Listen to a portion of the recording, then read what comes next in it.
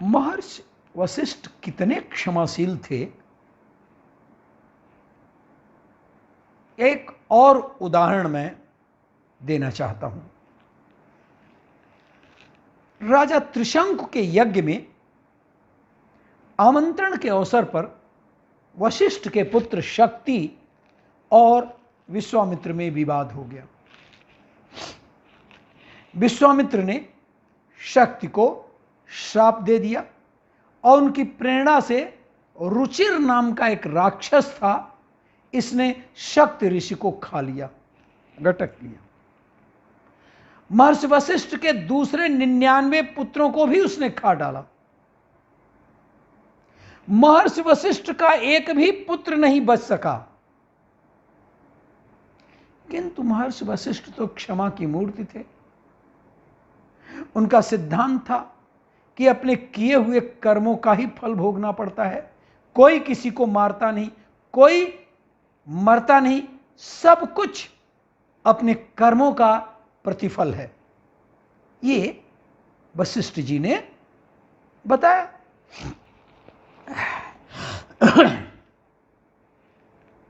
आप आगे बढ़ेंगे तब ना मैं पढ़ूंगा। सो रहे हो क्या? मैं कितने देर से वहां पर रुक रहा हूं, खांसा हूं, and you are sleeping now.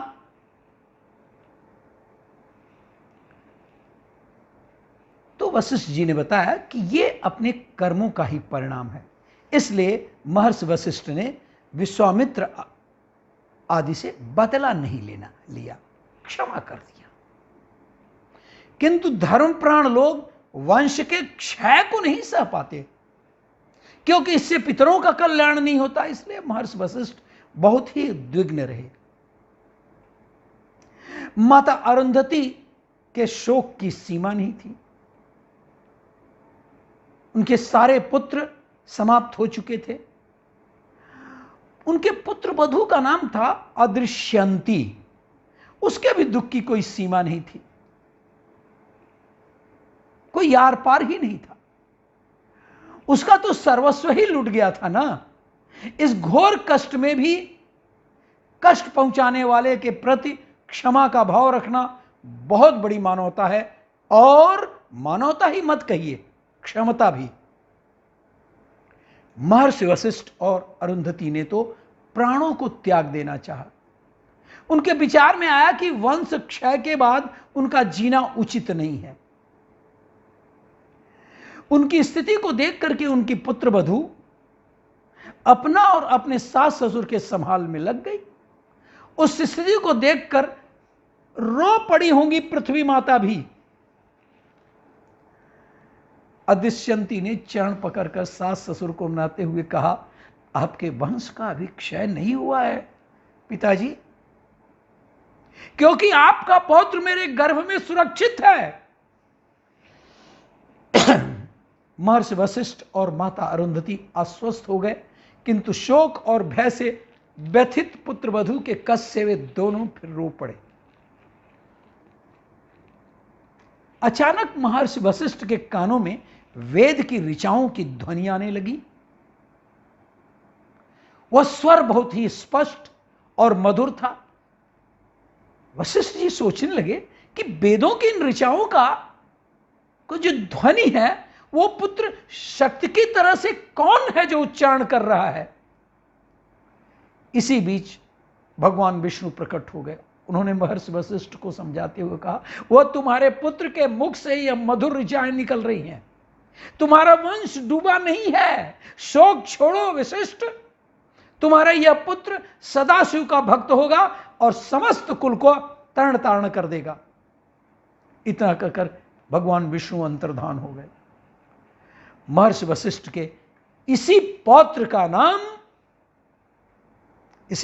का नाम पराशर रखा गया। क्या आपको याद है कि पराशर के ही बेटे थे व्यास, और पराशर ने गर्भ में ही अपने पिता शक्ति द्वारा शिक्षा पाई थी।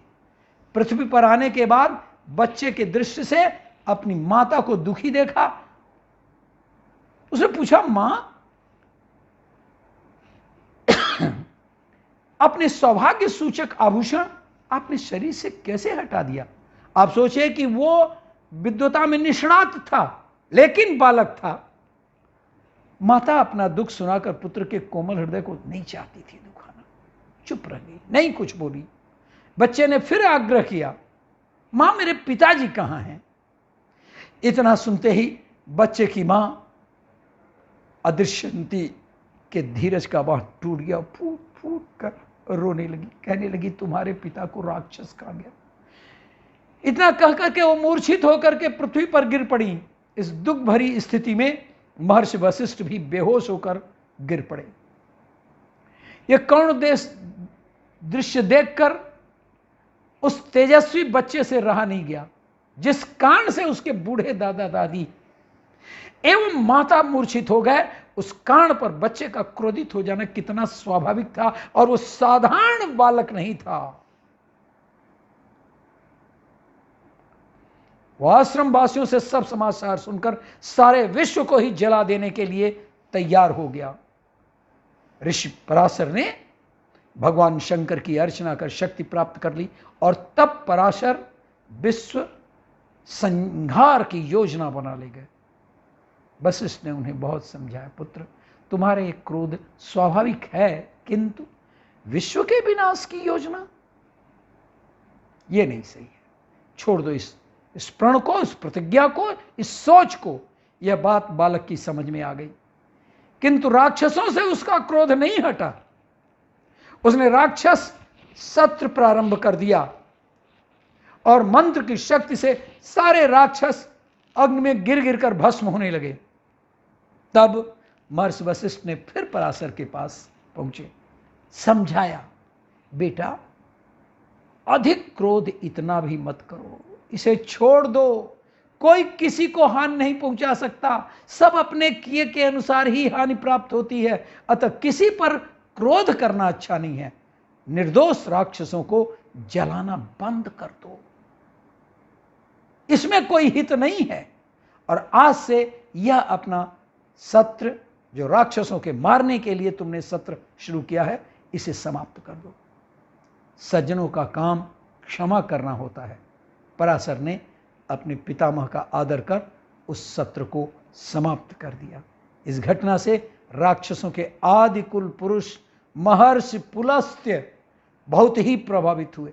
क्या पुलस्त्य के बारे में आप लोगों से पूछ सकता हूं कि वो कौन थे पुलस्त्य? इस घटना से राक्षसों के आदि कुल पुरुष महर्षि पुलस्त्य बहुत प्रभावित हुए और उस स्थल पर प्रकट हो गए। उन्होंने पराशर से कहा, बेटा क्षमा ग्रहण कर, तुमने बैर को जो भुला दिया है यह तुम्हारे कुल के अनुरूप ही है। मैं तुम्हें आशीर्वाद देता हूं कि तुम समस्त शास्त्रों को जान जाओगे, और वरदान देता हूं कि विष्णु पुराण के तुम ही रचयिता होगे। मेरी प्रसन्नता से तुम्हारी बुद्धि, प्रवृत्ति और निवृत्ति में निर्मल बनी रहेगी। महर्षि वशिष्ठ ने भी महर्षि पुलस्त्य के इन वचनों का अनुमोदन करते हुए बालक को आशीर्वाद दिया। सज्जनों, ये कथा हमने लिंग पुराण से लिया है, और सारांश ये है कि क्षमा मांगने से अहंकार ढलता है और गलता है, तो क्षमा करने से सुसंस्कार पलता है और चलता है। क्षमा शीलवान का शस्त्र और अहिंसा का अस्त्र है। क्षमा प्रेम का परिधान है। क्षमा विश्वास का विधान है। क्षमा सृजन का सम्मान है। क्षमा नफरत का निदान है। क्षमा पवित्रता का प्रवाह है। क्षमा नैतिकता का निर्वाह है। क्षमा सद्गुण का संवाद है।